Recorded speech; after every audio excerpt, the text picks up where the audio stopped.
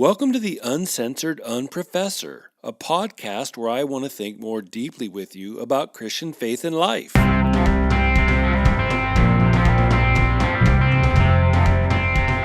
Merry Christmas greetings, believers, non-believers, unaffiliated believers, sort of believers, you think I'm a believers. Welcome, all of yous, welcome. My 9%ers, welcome.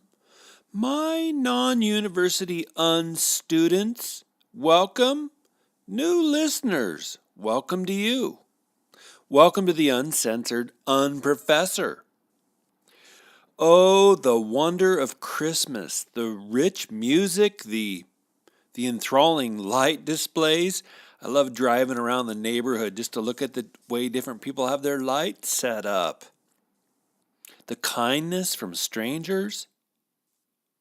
The realization that God, the Alpha and Omega, the uncaused cause of everything, humbled himself and became a helpless infant? Wow, that's a boatload of good stuff all piled on top of one another in this red and green season. The most famous Mormons ever. Well, certainly Joseph Smith and Brigham Young, who led the Mormons to Salt Lake City. Contemporaries? Donnie and Marie Osmond, the famed golfer Johnny Miller. I like the way he calls golf. The Los Angeles Rams defensive lineman Merlin Olsen. The Atlanta Braves MVP, I think he won it a couple times. Dale Murphy.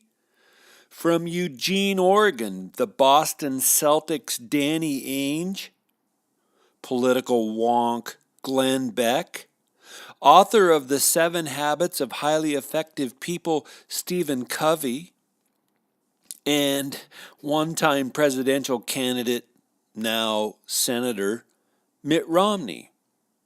Also, wait, before I review the Church of Latter-day Saints, let me make some remarks about human nature. Think with me for a minute. Philosophers debated for some 2,500 years whether human beings are tabula rasa, a blank slate at birth, where then all that happens to us is society nurtures us.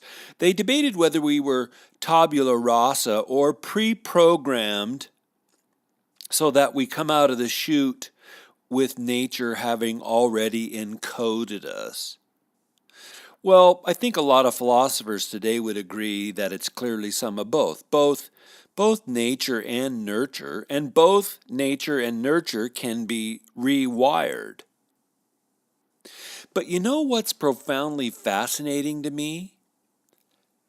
Our ability to believe. There is an a priori, an existing capacity. There's something innate to human being, human nature, that is rightly called faith. We all have faith. We all believe in something. Even nihilists believe that there's nothing to believe in. 1 minute after we're born, we suddenly find ourselves looking up into our mother's face, and we trust. We believe her. Baby Jesus looked up into his mother's brown eyes and trusted. He had good reason. And like baby Jesus, we have an innate ability to put our faith in the care and nurture of that other, that beautiful other.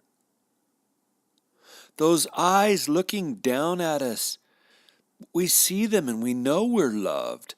That warm face is shining toward us, and we throw ourselves 100% upon her goodwill. That's all happening from the moment of birth.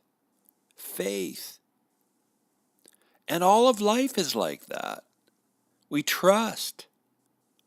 We do most of our days without ever questioning a thing. The airline pilots up in that cloistered cabin?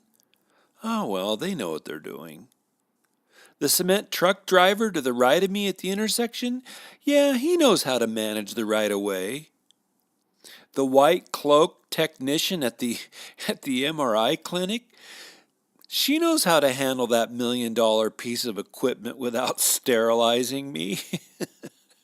We trust. We believe. It's in our nature to believe. It's innate. It's an a priori of human existence. And religious faith is not so different from the trust that characterizes our entire lives. Trusting that there's some transcendent quality to life is not as hard as our post-Enlightenment, postmodern, post-Christian society wants us to believe. Hell, they believe in some of the strangest things that human beings have ever believed. Millions of them have more faith than I do. Steph Curry, I love watching you play hoops, dude, but your disbelief that NASA has a stack of moon rocks, well, that takes more faith than I can muster. And all of that takes me to a religion that is profoundly based on faith. This is episode number 7 in my series on world religions. Today's focus is going to be Mormonism.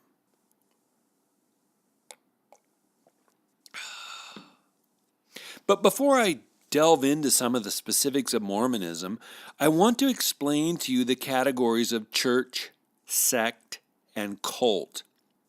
Now, these 3 terms were first coined by sociologist Max Weber. And if we understand church and sect and cult, it will be helpful to Christians, particularly helpful for Christians to understand why the global church calls the Latter-day Saints a cult. The whole church says that about the LDS movement. It's not just evangelicals. It includes Eastern Orthodox and Roman Catholics and Protestants. Goodness. Several years ago, a decade ago, the Mormon leadership appealed to Pope John Paul II in a letter and said, will you finally now recognize us as Christians? And the Pope took some time and had to respond and said, no, you have a different Christ. So, first, church, sect, and cult. First, church. Church categories claim universality. In a church, everyone can belong. Anyone who subscribes can become a member, not based on skin color. Goodness, the notion that the church is some white club is just the goofiest gloss. It started in the Middle East. Anyone who subscribes can become a member. But Weber said that in history, church is often closely tied to the state and power and privilege. Churches employ full-time leaders, clerics, pastors, priests. Church, again, allows for diversity, and ethnic diversity, national diversity. They can have a diversity of different orientations, service aims, ministries. And they allow for all of that diversity. The church allows for all that diversity through creating movements or orders. The different Catholic orders are not different Catholicisms. They're different versions. They're the diversity of the Catholic Church. The Franciscans are still Catholic, but they focus on serving the poor and creation care. But not all Catholics take that as their aim. The Franciscans they're not their own religion. So there's some church. It's like the dominant category or the bigger category or the original category. Well, across the centuries then comes the category of sect, S-E-C-T. It's a faction within the larger whole. But the difference between a sect and an order is that sects tend to be separatistic. Sects see themselves as epitomizing the faith. They're the truest believers. Well, in this sense, every church group is sectarian. They all believe they're the epitome of what the apostolic community was about. Anyway, sects say things like, no, we're better. We're truer. No, we're the purest. No, we alone rightly worship the Trinity. Nope, we alone got it right.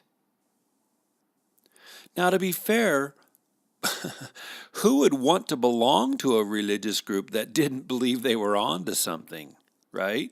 So I want to be a little bit fair about sects here, but why join if you're simply going to belong to the shopping mall? Why are you signing up if you just want to be a member of the cool high school clique? Or why be a Christian if you're only worshiping the spirit of the age, Lord Zeitgeist, right? So all Christian groups think that they're the epitome. For the Roman Catholics, Protestants were the first sectarians. The Protestants split off.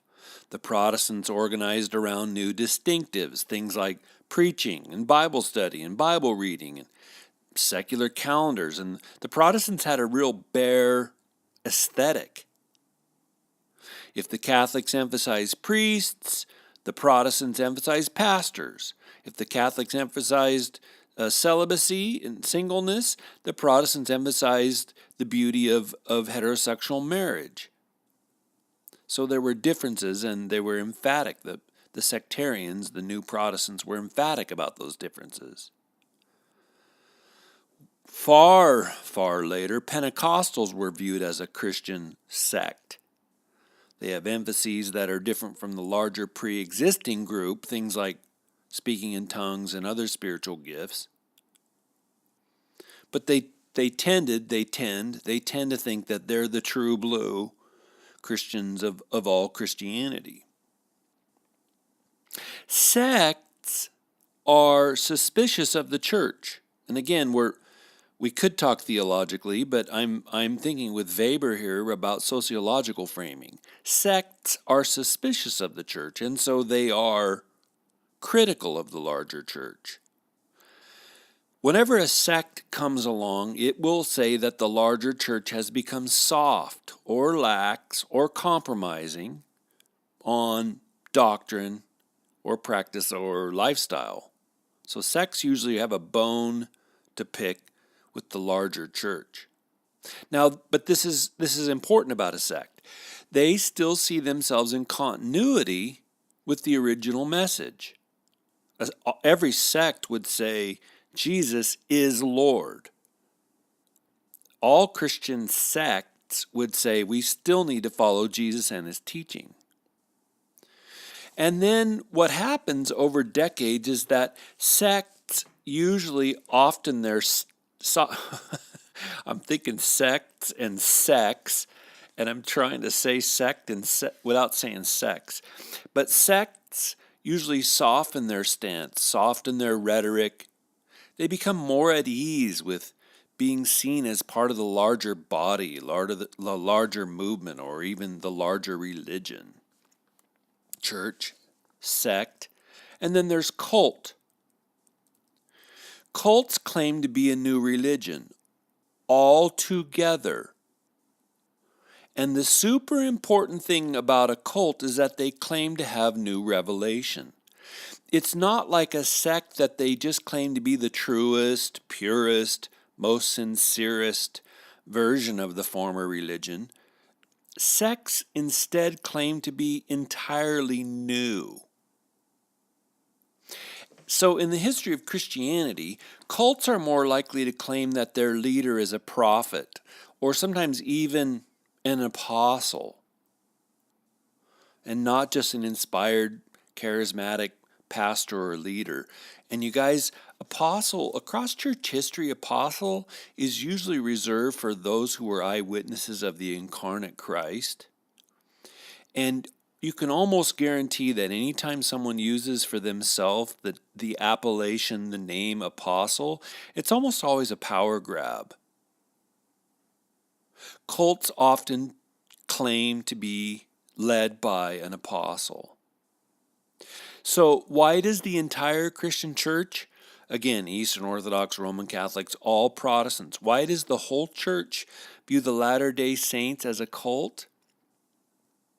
Well, because the Mormons claim new revelation.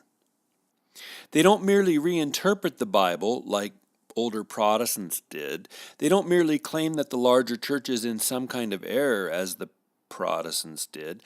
cults claim to have a new revelation. And indeed, with the Church of the Latter-day Saints, they claim that their new revelation supersedes the former revelation. That's a huge bailiwick. That's a huge point of contention. Now, we could have said this earlier about Islam, because its founder, Muhammad, claimed to have new revelation that surpassed the former Jewish and Christian revelation. The Old Testament Mosaic Covenant, or with Christians, Muhammad claimed to be surpassing Jesus and the apostolic witness of the New Testament. The Quran both reinterprets and supersedes those former Jewish Christian modes of divine revelation. So there are several Western scholars who call Islam a cult because it claims to have new revelation, because an angel gave Muhammad the very words of the Quran. So again, with these sociological definitions, new revelation is huge. But cults are also, sociologically speaking, Weberian speaking, cults are also controlling of their adherents in ways that the larger church or even a sect is not. Now, the church, as we all know, through persuasion or sermons or fear of divine punishment, they try to control behavior. Similarly, a sect, through peer pressure or social castigation or fear of divine hellfire, sects can try to also control social behavior, but cults put more pressure, more scrutiny, more overt controlling mechanisms upon their followers than do either the church or the sect.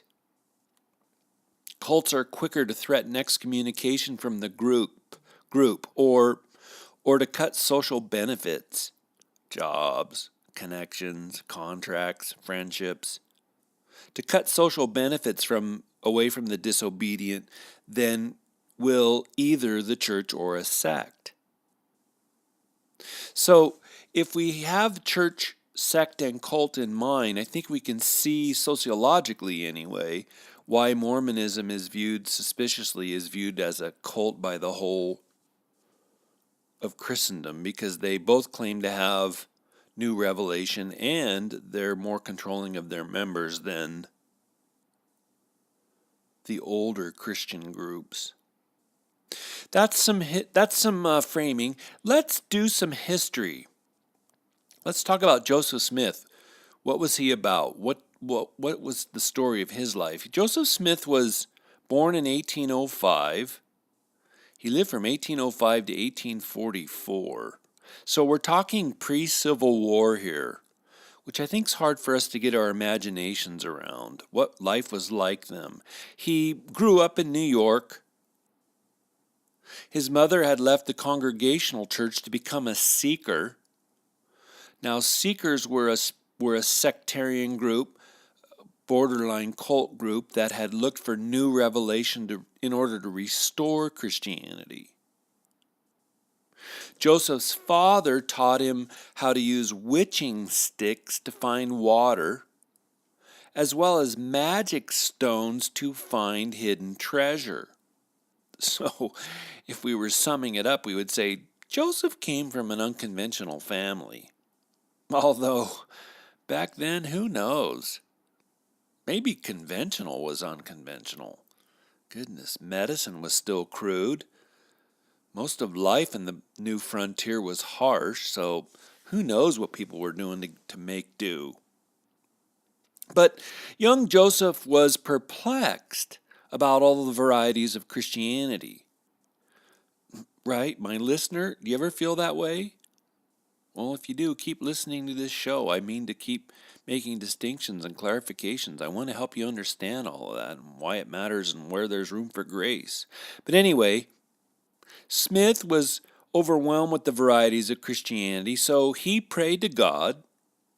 And fortunately, both God the Father and Jesus appeared to him and told him that all the versions, all the different Christian denominations were wrong, which is fascinating or not fascinating given that Joseph had already believed such a thing.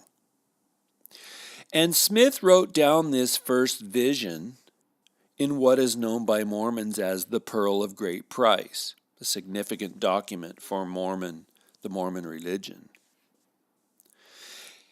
After being told where they were by the angel Moroni, Joseph found buried the 6-inch wide gold plates. So an angel named Moroni told him where these 6-inch gold plates were. And remember, again, treasure hunting, treasure divining was a part of this kid's orientation. And the angel also showed him not only the gold plates, but the ancient Urim and Thummim, as well as 2 seer stones that helped him translate the things that he would witness across the rest of his religious life. So that was quite a find that day, the gold plates and the Urim and Thummim and the 2 seer stones and like I say, those last stones, he had already been familiar with using stones to find hidden treasure with his dad. Those helped him to translate the divine revelations that he experienced. And he had found those not too far from his own family farm. Now, the gold plates, Joseph would tell anyone, were a record of ancient Hebrews who crossed the Atlantic and came to America. Joseph went on to translate those gold plates into English with the help of his magic stones, and in 1829 he published 5,000 copies of this now 588-page book, the Book of Mormon. So 5,000 copies originally, the Book of Mormon. And Mormon was the name of an American Hebrew from the Lamanite tribe, a general who made the gold plates. Now, Mormonism teaches that it alone is exclusive. It alone is salvific. All the other versions of Christianity are erroneous. And through Smith's ongoing visions, God continued to give him new revelation. And of course, divine revelation is authoritative, and Smith taught people that they could rest assured he had unassailable truth. And it's interesting, in those visions, not only did Joseph Smith say he saw God and Jesus, but Moses, Elijah, John the Baptist, Peter, James, John, all appeared to him. So obviously he was familiar with the Bible and characters of the Bible. And in fact, across his adult years, after the initial vision, he spent time rewriting the Bible. He believed the Bible as the church had it was full of errors, was missing substantial salvific teachings.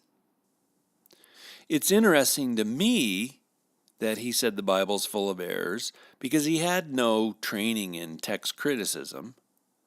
It wasn't like he had been a schooled student of Scripture.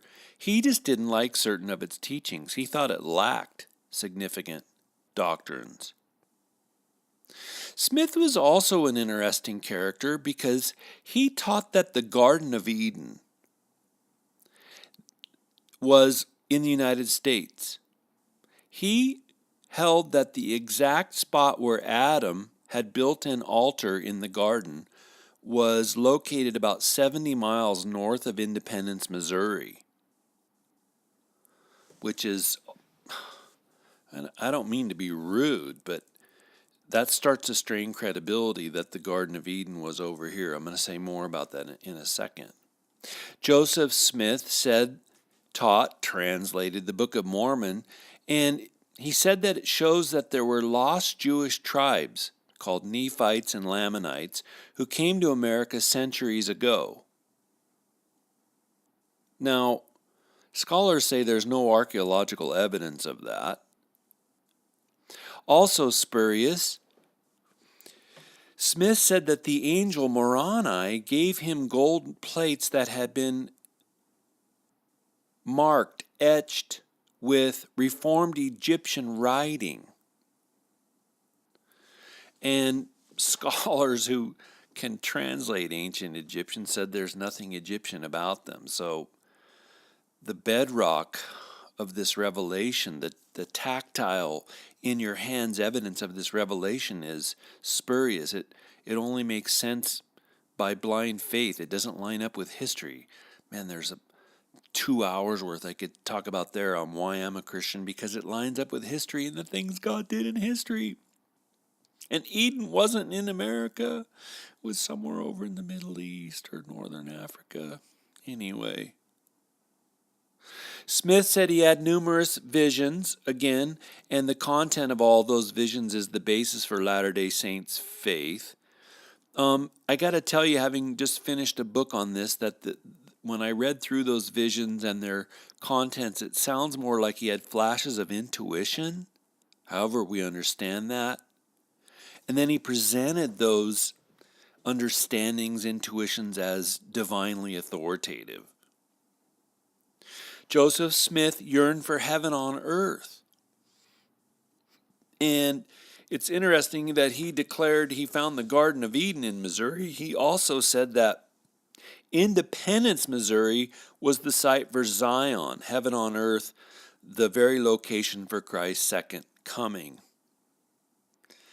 I just got to tell you privately that people who believe in utopia or want to build utopia on earth, they consistently frighten me, whether in religious or atheist garb, because utopia always seems to turn to dystopia. Utopianists are rigid, they're too driven, too zealous, too self-righteous. Anyway, so Smith had all this eschatology that runs through Missouri, which I just got to say, have you ever been to Missouri? I've been there in the summer and the winter. Sorry to my Missourian friends, but my time there in the summer and winter was miserable. Was Joseph Smith like so many of my own college POMO students? As we watch him process these visions and roll out his doctrinal understanding, was he struggling with the exclusivity of biblical revelation? It just can't be possible that Jesus only walked in Israel 2,000 years ago.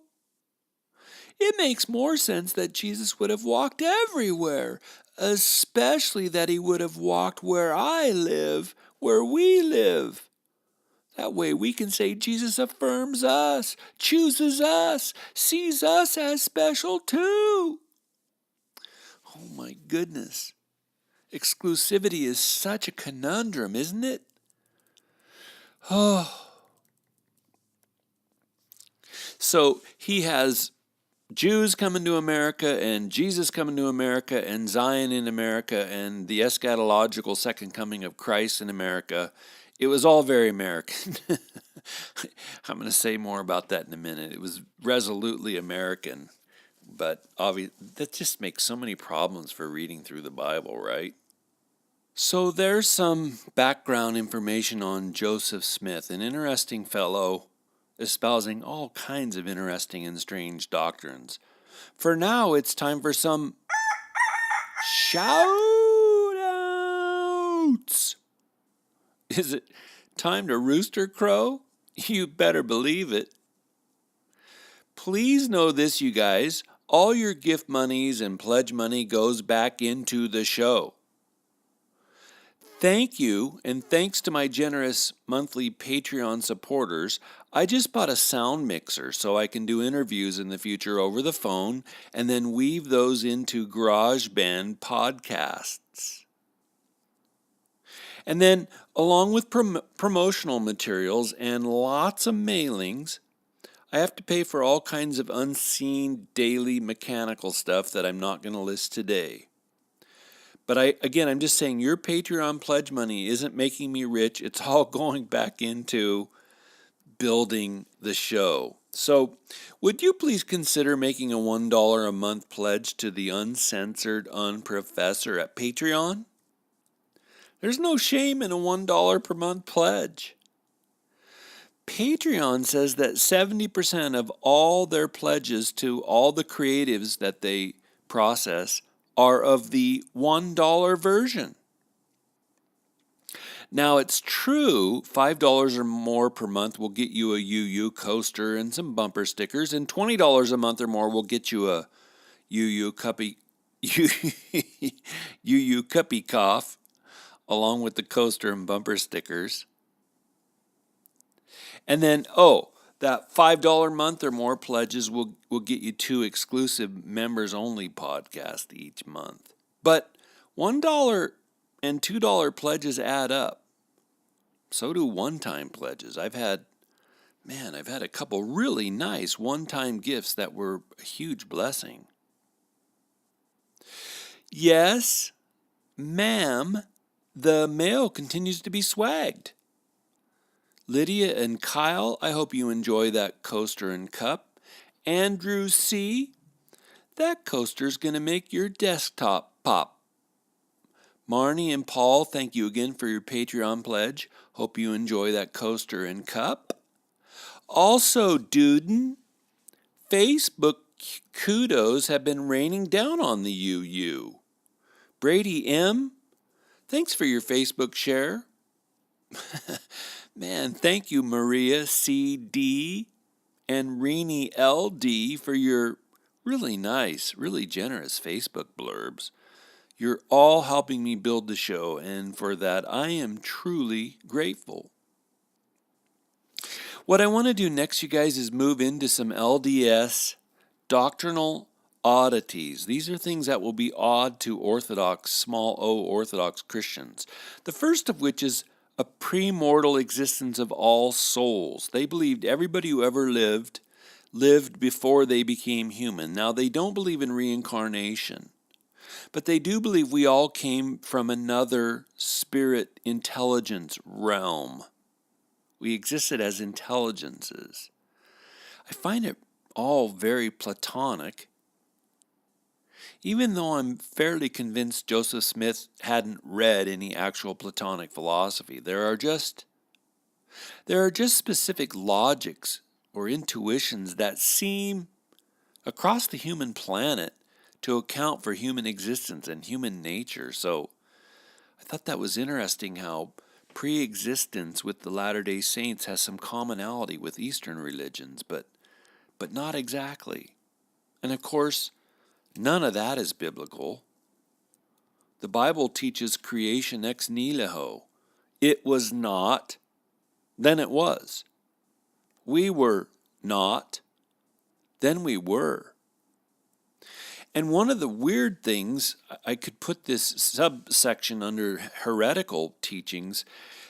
The Mormons believe that God the Father and Jesus both pre-existed as intelligences before they became beings who then became spirits. So it starts to get very unusual. Be fascinating to read dissertations on where Joseph Smith was deriving all that. Second, I know you've heard of this one. The Latter-day Saints baptizes the dead. Now, these baptisms take place in Mormon temple baptistries. People will vicariously stand in for the dead during water baptism ceremonies. And based on one of Joseph Smith's visions, they believe that Jesus gave the Church of Latter-day Saints authority through their Melchizedek priesthood. He gave that church, that group, authority to baptize the dead if the dead can be named.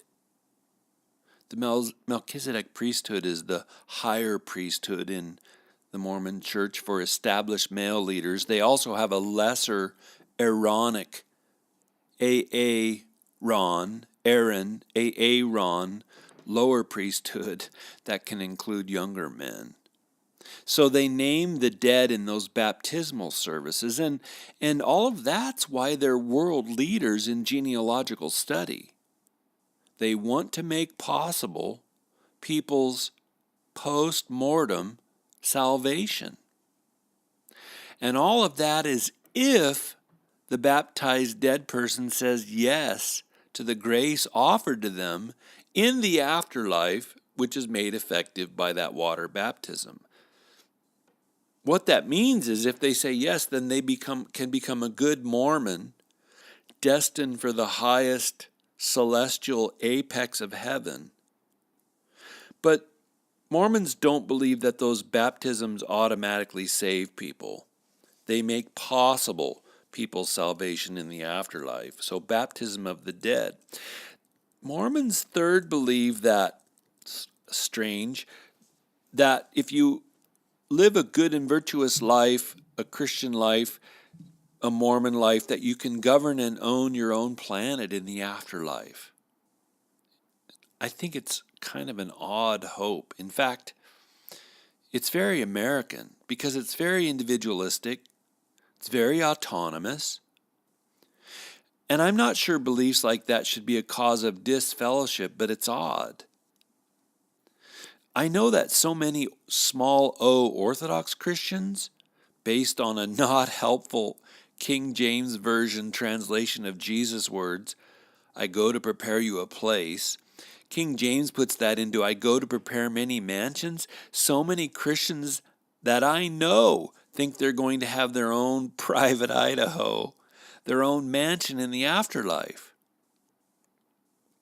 But the Christ-given eschatological vision is that all the tribes and kingdoms and languages and peoples will be living together in a heavenly city, a city surrounded by verdant gardens. Jesus' vision is about community, togetherness in peace and bliss and joy. And all of that is patterned after the triune God himself. He, the perfect archetypal community. But not planets off on their own as some kind of strange reward for an upright life or a spiritual ascent on planet Earth. Mormons are renowned for polygamy. Mormons were practicing polygamy as early as 1839. Joseph Smith had more than one wife. And polygamy is primarily about having more babies. Because more babies makes possible more people inhabiting the heavens in the afterlife. And then here on earth, sociologically, more babies means more workers to fill the fields and more people to build out Joseph Smith's dream of Zion, God's city on earth. But eventually, when they were pressured by the United States Congress, because Congress threatened to take away Mormons' right to vote, Mormonism officially ended polygamy in 1890. There are little tiny splinter groups, right? There's a TV show about it that shows ongoing polygamy, but it's pretty rare.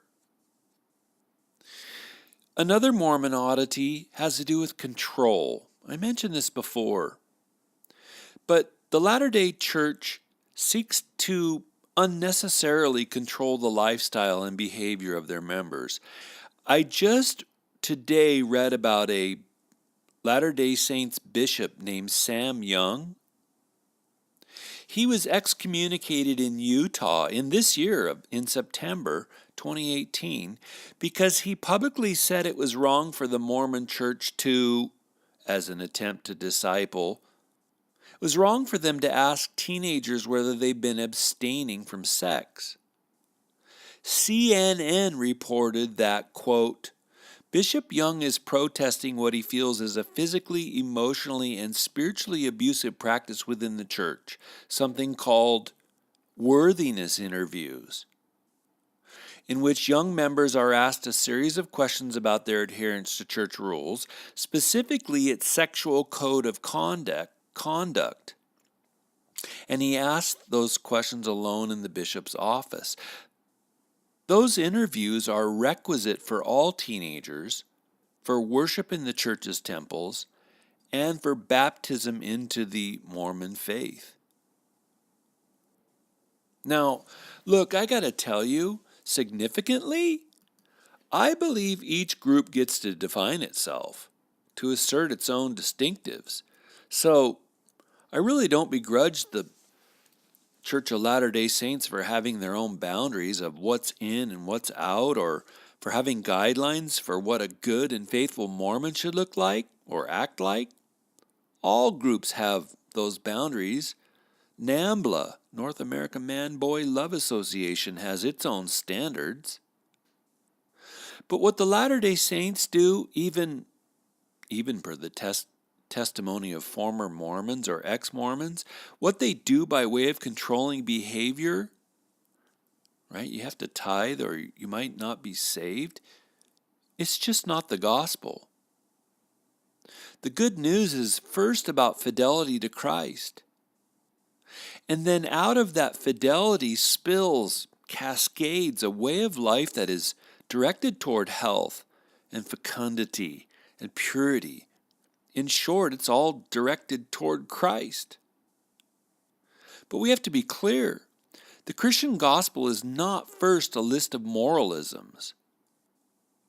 There's no sense, not even in Roman Catholicism rightly understood, there's no sense that we're somehow saving ourselves by our moral purity. But Mormonism places enormous weight, enormous shaming upon disobedience, upon behavior outside the understood pale, because in Mormon doctrine, moral purity is deemed essential to one's final salvation and spiritual ascendancy. Those are what I think are some Mormon oddities. Let me describe for you, my ever-attentive listeners, some heretical teachings. And I'm looking at my timer. This episode's going on a bit, but there's just so much. I could have made it 2 episodes. I don't know what I would have cut out. Heretical teachings. Mormons say their revelation supersedes the Bible, supersedes the New Testament, supersedes what the apostles witnessed about Jesus. So, guys, here's the primary epistemological rub. You can't have more than Jesus. You can't say we need more than Jesus. If you say Jesus isn't enough, you're saying God the Father was wrong about Jesus because he called his Son Lord. He gave his Son all that belonged to him. If you say Jesus isn't enough, then Jesus isn't Lord, let alone Savior. If you say we need more truth, more divine revelation on top of Jesus Christ, then you're saying that what Jesus said about himself is not true. Because he said he alone was the basis for relationship with God, for salvation, for the life, for the grace of God. The apostles and their friends witnessed Jesus of Nazareth in the body, both before and after his resurrection. But if you say the apostles got it wrong, then there's just nothing more to say about Christianity because it's all premised upon a lie or a fabrication or an erroneous collective memory. And that's what Joseph Smith and the Mormons say. They say their revelation is greater than the New Testament. Joseph Smith, for goodness sake, said the Bible itself is full of errors. Heretical teaching number 1, we need more than Jesus. Heretical teaching number 2 concerns the finitude of God the Father and Jesus. We said this before, but the Latter-day Church teaches that both God the Father and Jesus, and Satan, Jesus' ontological spirit brother, they were like us all previously corporeal bodily persons. Yeah, God the Father and Jesus had bones before they became spirits, so says the Latter-day Saints. But today, because of their obedience and moral purity, the Father and Son have ascended to new ontological realms. You can't say things like that about the Godhead and remain in continuity with Scripture, with biblical faith. And this is significantly why Christianity says, no, you are not one with us. The Bible, you guys, oh my goodness. I've been doing my daily devotions in the book of Revelation. 8 times in the first 8 chapters in worship, the whole heavenly host calls out to the eternity, the eternal nature of the living God. The whole Bible asserts that God is without beginning or end, that he transcends all being and reality. Well, contrastingly, Mormonism says God himself is subject to supernatural and ontological laws that are greater than him. That's an enormous problem. That's an enormous break. It's an enormous split with the Judeo-Christian understanding of the Godhead. Mormons, thirdly, teach a heresy that we can become a God in the afterlife. Now, please know, this is not like or not the Eastern Orthodox doctrine of theosis. I wrote a whole book on theosis. It's for sale on Amazon. It's called Beyond Salvation, which has to do with becoming like God. But when the Mormons teach we can become a God, like Father God, like Jesus God, if we'll just live pure, moral, upright, devout Mormon lives, get married to another Mormon in a Mormon temple, if we tithe faithfully and so on, then we can become a God. It's completely foreign to biblical Christian understanding. The Eastern Orthodox doctrine of deification, of theosis, is uncompromising, that we become like God, but that's never the same as becoming God. The Orthodox have a famous adage, Jesus is God by nature. We can become like Christ by God's grace. We can grow, we can transcend ourselves through Christ, but we will always be an infinity, an eternity away from being God himself. And the Mormons, strangely, unnecessarily, heretically blur the categories here. There's some Mormon heresy. Finally, today, you guys, I'm conflicted. Mormons are good people. The crime rate here in Idaho is just about the lowest in the entire nation, and it has a lot to do with how Mormon the state is. Mormons want to produce responsible, upright citizens. They want, God bless them, they want men to be men and women to be women. They want families to be families. They want society to flourish in peace and safety and harmony. But I'm conflicted because their religion is full of strange new doctrines. And they're doctrines that detract from the beauty and the goodness and the grace and the preeminence of Christ. They have a mishmash of doctrines that bend and mangle or ignore biblical teaching, things that finally deny the preeminence of Christ. So what they have is Jesus and more stuff. And there's just no way to go through the New Testament and see that there's anything that is needed beyond Christ. It begins, it ends with Christ. He's the Alpha and Omega. He's the risen, crucified and risen Lord. There's nothing that transcends Christ. And here's more of my internal conflict. What if a Mormon genuinely loves Jesus? I know. The stated, official, declared Mormon Jesus is simply not the Jesus of the apostles, not of the New Testament, not really. But what if a Mormon believer doesn't know that? What if a Mormon believer is casting her identity, her future destiny upon Jesus himself? What if she prays to Jesus? What if she wants Jesus to save her? What if she confesses her sins to Jesus? What if she relates to God through Christ? That's a real choker for me. I mean, if Christians hold out hope for non-Christians who call out to God for salvation, why would Christians say Mormons who are calling on Jesus to save them are beyond hope? Now, I'm not a religious pluralist.